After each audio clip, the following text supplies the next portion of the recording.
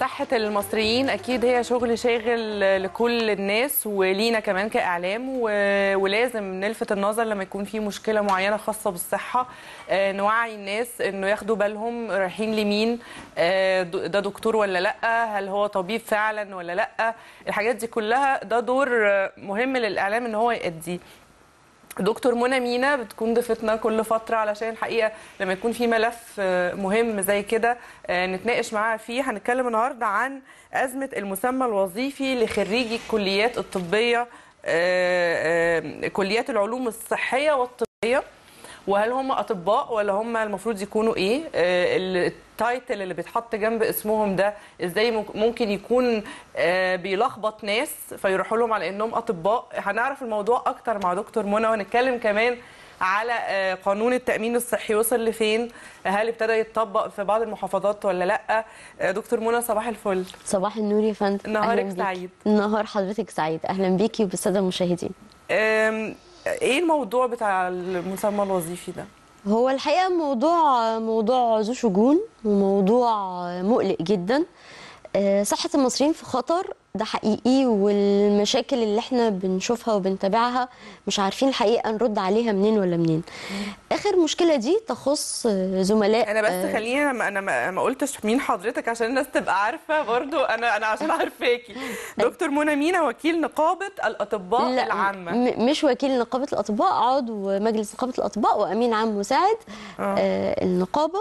يعني وبالتالي من قبل النقابه أنا مهتمة بالشأن الصحي، الشأن الصحي بالتحديد.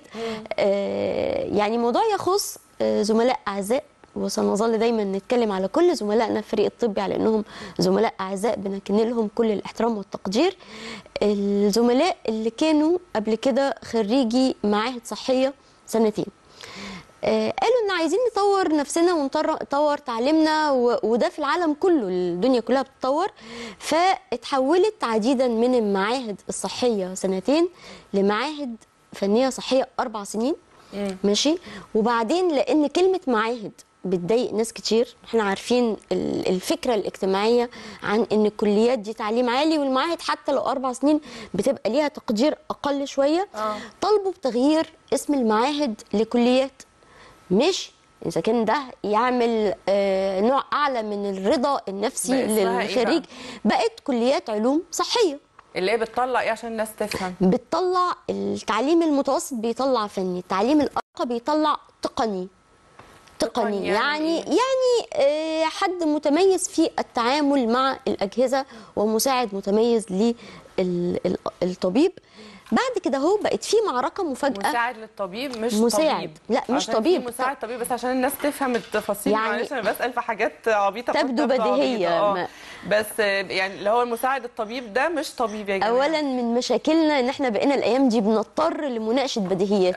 ان من لم يدرس الطب ليس طبيب. ماشي. في وظائف كتيرة بنسميها باراميديكالز، يعني وظائف مساعدة للأطباء. في العالم كله الطب ده فريق طبي متكامل لكل أعضائه كامل الاحترام، لكن كل واحد ملتزم بتوصيفه الوظيفي بشغله بالتحديد. ما ينفعش حد يجي بالظبط وحاسس بقيمته. ما ينفعش أقول هو الدكاترة أحسن مني في إيه، ما انا درست 4 سنين في تخصص محدد. اللي عايز يبقى طبيب يدخل كليه الطب. دي حاجه واضحه وبسيطه. لكن نحول في غفله من الزمن كليات العلوم الصحيه نسميها كليات علوم طبيه، ونلاقي حضرتك خريجين.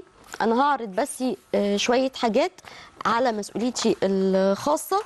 نلاقي خريجين ليها عاملين كارنيهات باسم دكتور، ماشي، واخصائي اشعه وتصوير طبي، حد تاني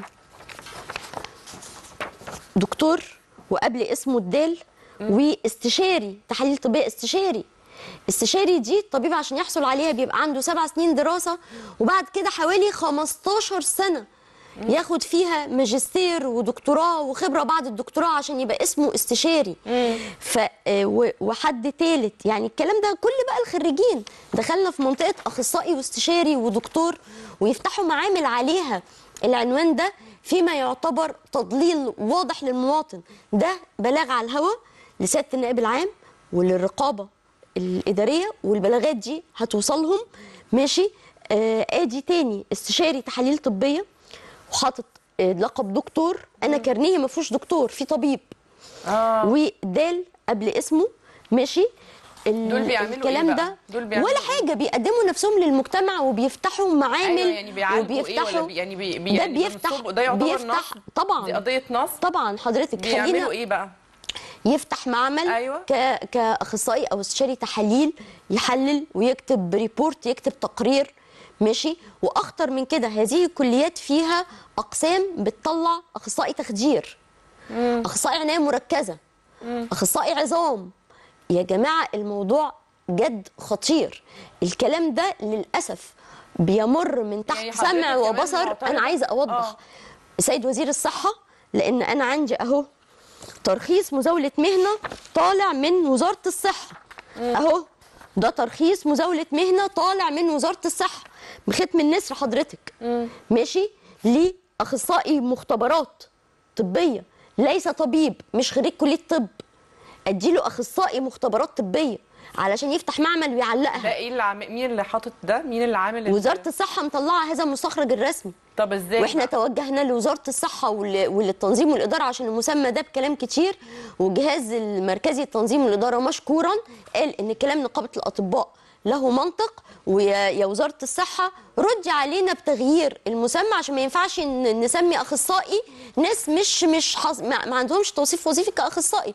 الجهاز المركزي رد هذا الرد بوضوح لوزاره الصحه من اول ابريل. احنا اهو عدينا نص مايو، يعني بقاله شهر ونص وما ردتش وزاره الصحه عليهم. بس عايزه اسال حضرتك في النقطه اللي قبلها بتاعه اخصائي التخدير والحاجات دي، يعني حضرتك عندك اعتراض على الكليات نفسها؟ لا انا ما عنديش اعتراض. لا ما عنديش اعتراض على الكليات يعني زي ما قلنا. ولا على ايه؟ عندي اعتراض على تسييح الحدود سواء في المسمى الوظيفي أو في التوصيف الوظيفي بين هؤلاء التقنيين المتميزين المهرة المحترمين اللي على عيني وعلى راسي وبين الأطباء. يبقى اسمه مشرف تخدير، يبقى اسمه فني متميز، يبقى اسمه تقني متميز، يبقى اسمه العالم العلامة، لكن ما يبقاش اسمه أخصائي. ليه؟ أو استشاري. لأن الأخصائي والاستشاري هي من الدرجات الترقية الفنيه للاطباء. طبعا اترد علينا الاول بحجه ليس لها منطق، ان كل خريجي التعليم العالي بيتعينوا على الدرجه الثالثه التخصصيه فيبقى اسمه اخصائي. ده كلام ليس له منطق وفيه اسمحي لي استعباط. ليه؟ لان دي الدرجه الثالثه التخصصيه دي درجه ماليه واداريه وليست درجه فنيه، هو بيستخدمها كدرجه فنيه. أيوة. يعني حضرتك المحامي ليسانس الحقوق اللي بيتخرج من تعليم عالي بسميه اخصائي ولا بسميه محامي ابتدائي، ولما يترقى يبقى محامي استئناف وبعدين محامي استئناف عالي ونقض؟ لا دي ترقيات. في فرق بين الدرجه الماليه والوظيفيه والترقيات الفنيه. ان انا ادخل الترقيه المعروف ان لقب اخصائي ولقب استشاري هو لقب الطبيب اللي انهى دراسه الطب وبعد كده انهى فترة دراسات عليا ماشي وتدريب بعدها وخبرة بعدها عشان يحصل على أخصائي أولا وبعد كده هو ب5 سنين يحصل على استشاري بعد ما يبقى أخد دراسات تانية وأخد دكتوراه وكلام من ده. فهذا الكلام هو تضليل للرأي العام. طب أنا عايزة أعرف عقاب بقى الناس دي عند مين بالظبط؟ انا هقول لحضرتك اولا نوقف يعني لما يكون حد مثلا هو زي ما حضرتك بتقولي مش اخصائي طبيب ولا استشاري طبيب وعامل يافطه كده بدكتور بدال بكذا. اولا نوقف هذه المهزله يعني. قبل ما نشوف عقاب. الحقيقه انا الشباب الصغيرين اللي داخلين الكليات دي اللي هم مجموعهم ما حصلش طب وداخلينها انا بعذرهم. هم عاملين حمله شعواء على نقابه الاطباء بتتدخل في شغل غيرها. ليه؟ نقابه الاطباء بتحافظ على المهنه، ده يعني اساس وجود نقابه ان تحافظ على المهنه وعلى الاطباء. وانا كده بكسر شغل غيرها اذا كان ده نصب يعني. ما هو حضرتك بيقولوا مالكوش دعوه انتوا خليكم في اطبائكم، مالكوش دعوه التانيين بيتسموا ايه. هم داخلين بمجاميع اقل قليلا من مجاميع طب او في بعضهم كده وبيدافعوا عن اللي روج ليهم. اللي ورا النقابه يا دكتور منى اللي ورا ثانيه واحده بس اشرح الحكايه دي. اللي ورا الموضوع ده بشراسه هي الكليات الخاصه اللي عملت كليه اسمها علوم صحيه وبعدين طورت علوم طبيه، ولما بقت علوم طبيه وبيدخلها حد بحاجه و90 بقت بتاخد 45,000 في السنه الواحده، فبتدافع عن هذا الكلام بشراسه. ده افهمه منهم، لكن ما افهمش الحقيقه ان المجلس الاعلى للجامعات ينساق ورا الكلام ده.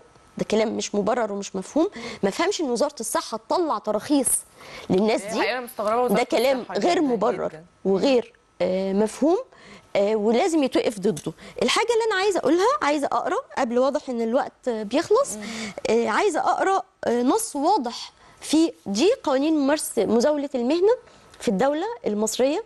قوانين مزاوله المهنه ليست لوائح داخليه لنقابه الاطباء، يعني مش نقابه الاطباء اللي حطاها، دي قوانين دوله. ماشي.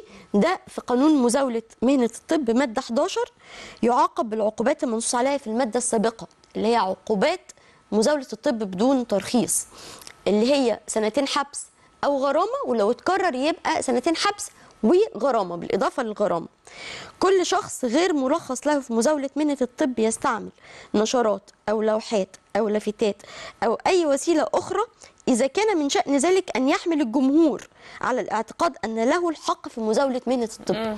ماشي؟ طب حلو جدا. وكذلك كل من ينتحل لنفسه لقب طبيب أو غيره من الألقاب التي تطلق على الأشخاص المرخص لهم في مزاولة مهنة الطب.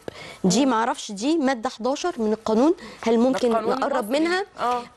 أي شخص ينتحل نفسه لقب طبيب أو غيره من الألفاظ اللي تؤدي لان الناس يفتكروا انه طبيب. إيه؟ يعني احنا دورنا ايه دلوقتي؟ دورنا اللي احنا لما نلاقي حد بيمارس المهنه واحنا هنعرف منين احنا كمواطنين؟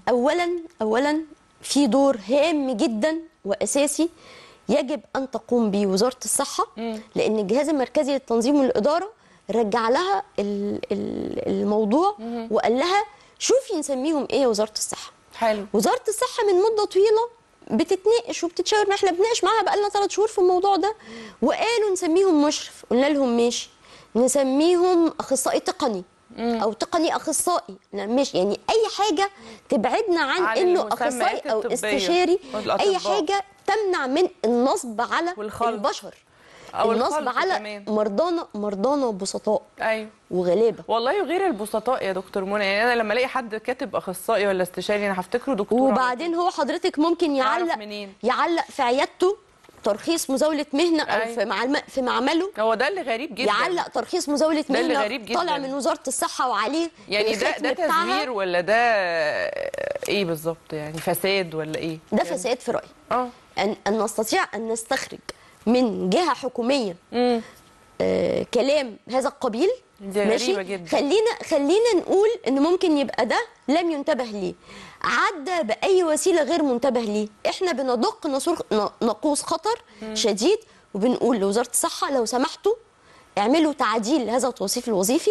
بنقول للجنه القطاع الطبي في المجلس الاعلى للجامعات، هؤلاء الزملاء المحترمين اللي احنا بنحترمهم، ما نعرفش نشتغل من غير التقنيين المتميزين بتوعنا، ما تخليهمش توصيفهم الوظيفي متداخل ووصفهم الوظيفي متداخل مع الاطباء.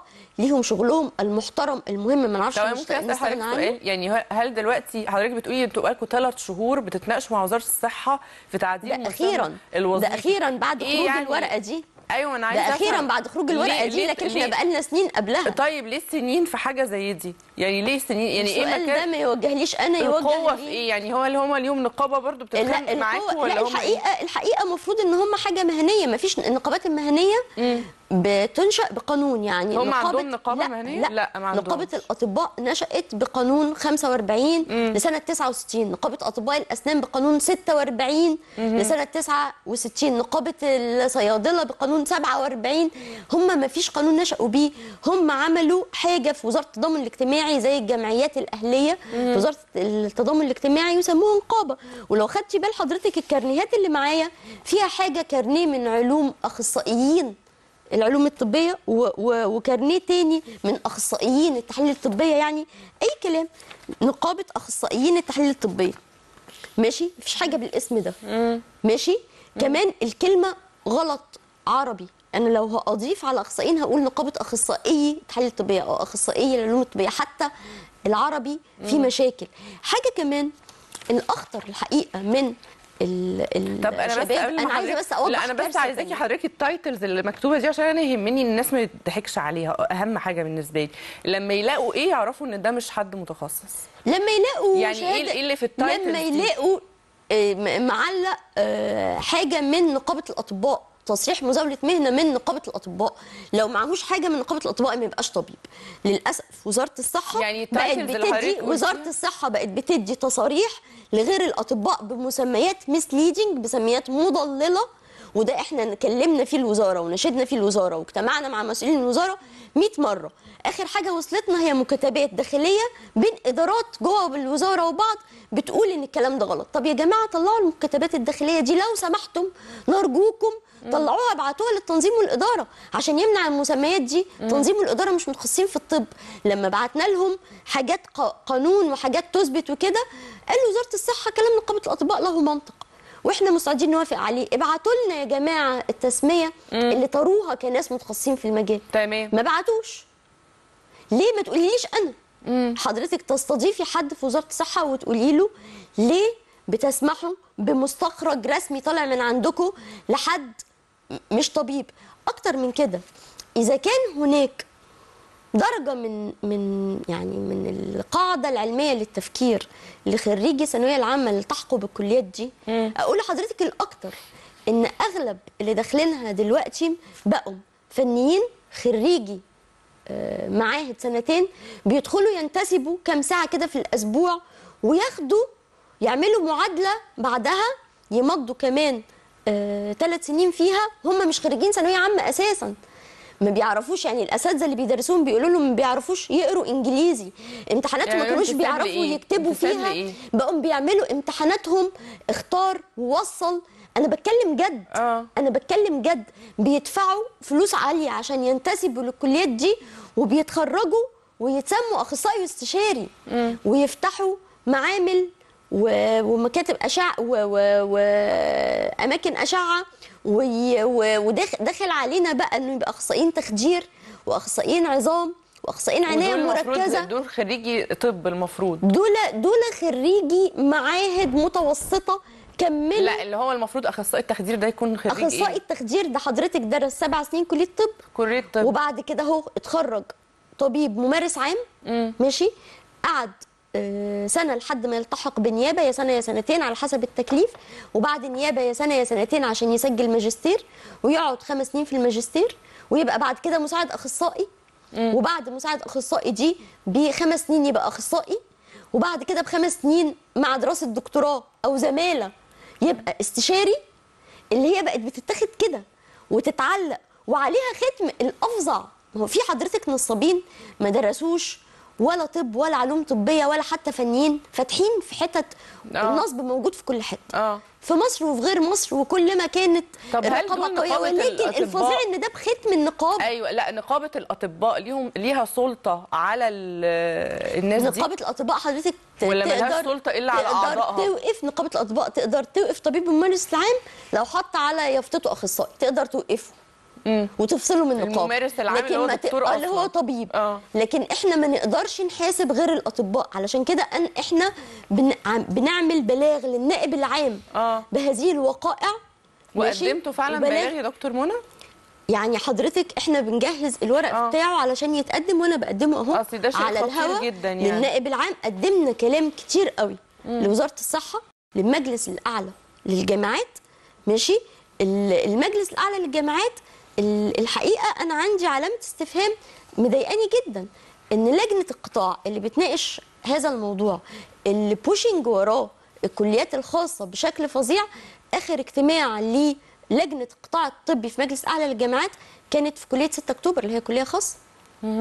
يعني كامل الاحترام لكل الكليات، كامل الاحترام لكل الناس، ولكن في حاجه اسمها ان احنا نبعد عن مواطن الشبهات.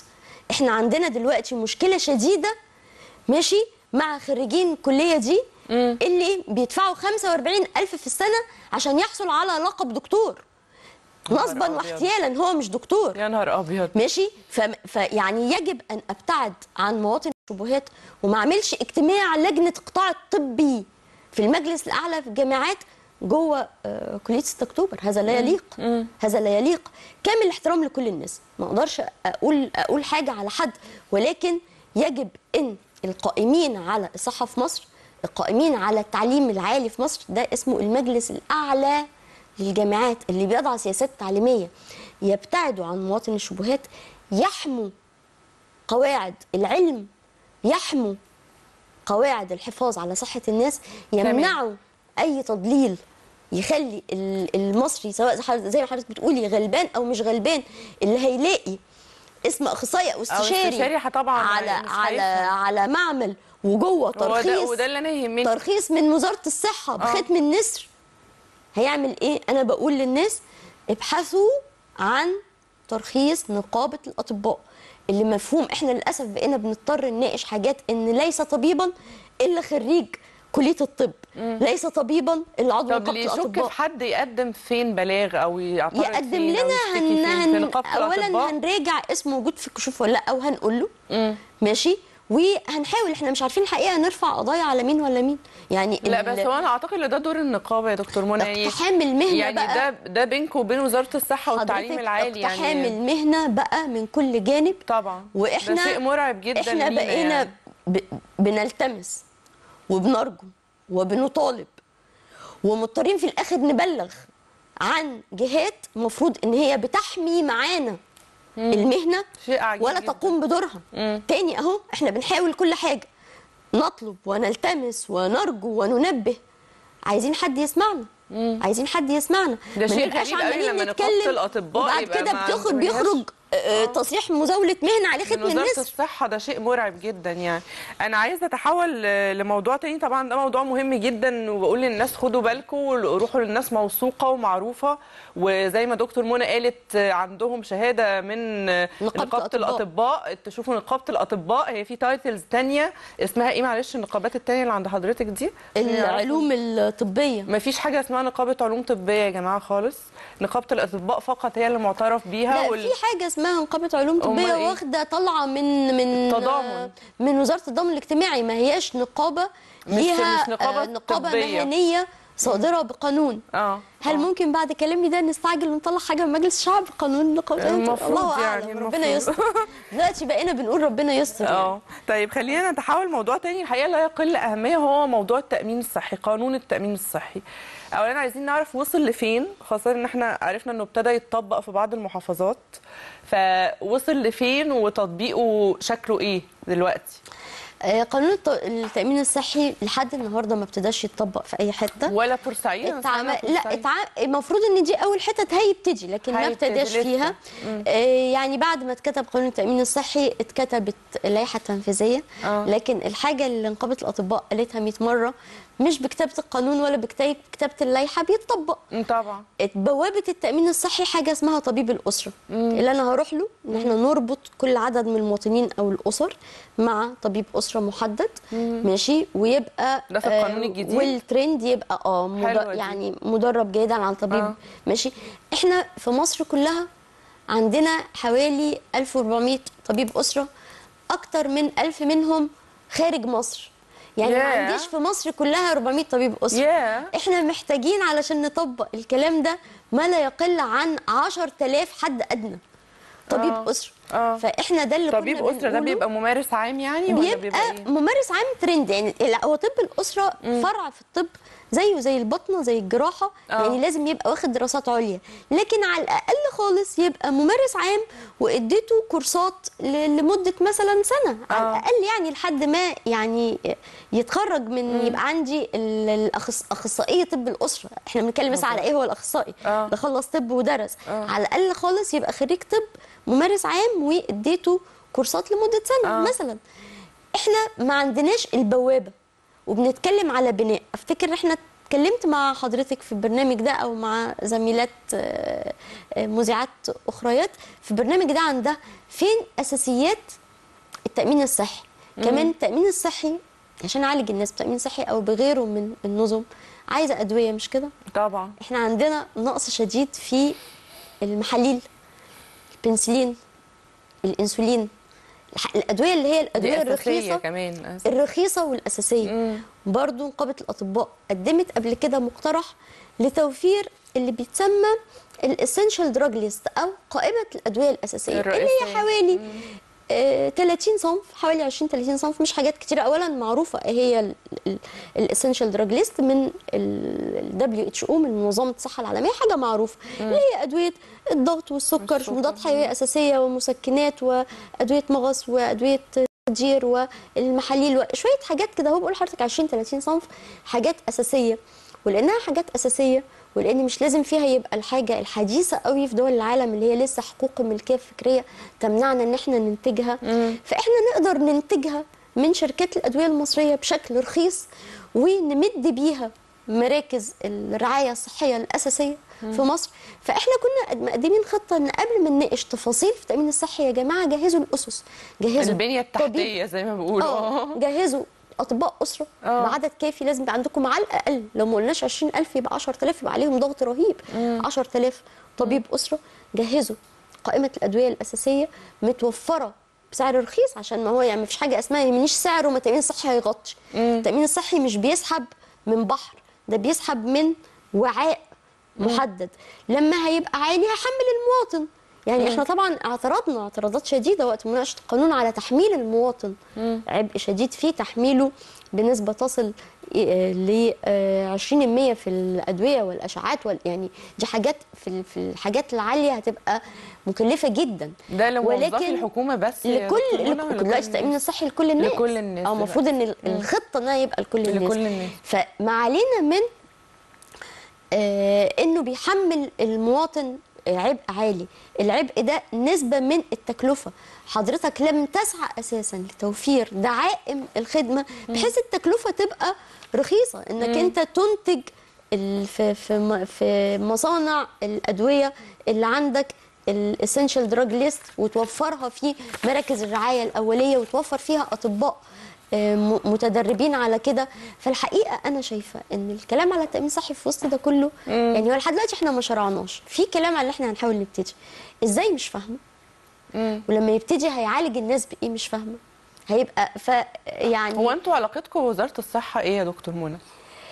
من ناحيتنا حاسه ان مفيش كوميونيكيشن صحيه. لا والله لا والله احنا من ناحيتنا لما بيبقى في اي موضوع بنجهز راي وبنطلب الناس اللي علاقتنا فيهم معقوله وبنوصل لهم الراي ده، سواء بنشرحه او بنوصله مكتوب، وبنطلب اجتماعات ولقاءات. ولما بيبقى عندنا مؤتمر لمناقشه حاجه بندعو الساده ممثلين وزاره الصحه.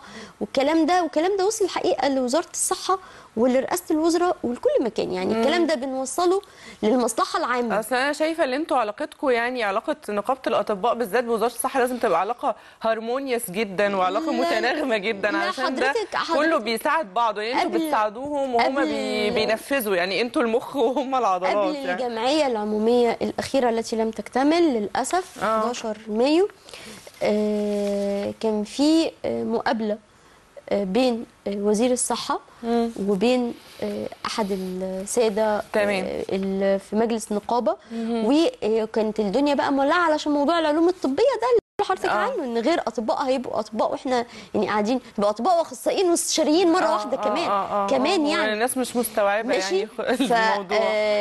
فاخدنا ورق، جالنا ورق علشان يعني نبقى كويسين وننبسط نفرح بالموضوع. جالنا ورق بيلف جوه وزاره الصحه نفسها، يعني من اداره لاداره، اداره بتكلم اداره، وعليه ختم النسر كأن الموضوع اتحل. طيب يعني يا معالي وزير الصحه نرجوك الكلام ده اللي في الورق معقول كويس، لو سمحت يروح للجهاز المركزي للمحاسبات. كمان كان اخر تاريخ عليه حاجه و20/4. الجمعيه العموميه التي لم تكتمل كانت في 11/5، يعني كان مر حوالي 20 يوم مثلا او 15 يوم. يعني أنا بشكر حضرتك جدا. لازم كده، ولازم يبقى في قنوات تواصل بين مؤسسات الدوله يا جماعه. يعني مفيش حاجه، مش كل حاجه بالمهاتيه والمعاناه والخناقات. يعني فين القنوات التواصل بين الوزارات. اسمحي لي بس على انا بس عشان وقتي انتهى للاسف. نص دقيقه. مش بس قنوات تواصل، لان قنوات التواصل ماشي موجوده، بنروح نقعد مع المسؤولين نتناقش ونتكلم. حاجه جديه في التعامل، جديه يعني طبعا. لان ممكن نروح نقدم ورق، احنا كان كل اسبوع كل اسبوعين بناخد ورق وقوانين واثباتات ومقترحات ونقدمها ونتناقش فيها وبعدين ما بيحصلش حاجه. تمام انا بشكر حضرتك جدا جدا دكتور منى مينا عضو نقابه الاطباء العامه على وجود حضرتك معانا وعلى اهتمامك. وبقول للناس مره ثانيه خدوا بالكم لاي حد انتوا بتروحوا له، مش اي حد مكتوب على يافطته استشاري او دال قبل اسمه او اخصائي يبقى هو فعلا خريج كليه طب. في ناس بتبقى فنيين وعاملين كده، ودي المشكله اللي كانت بتتكلم فيها دكتور منى. نتاكد احنا رايحين عند مين عشان صحتنا مهمه وما نتاذيش. بشكرك جدا على وجودك معانا. شكرا. فقراتنا متواصله، راجعين بعد الفاصل.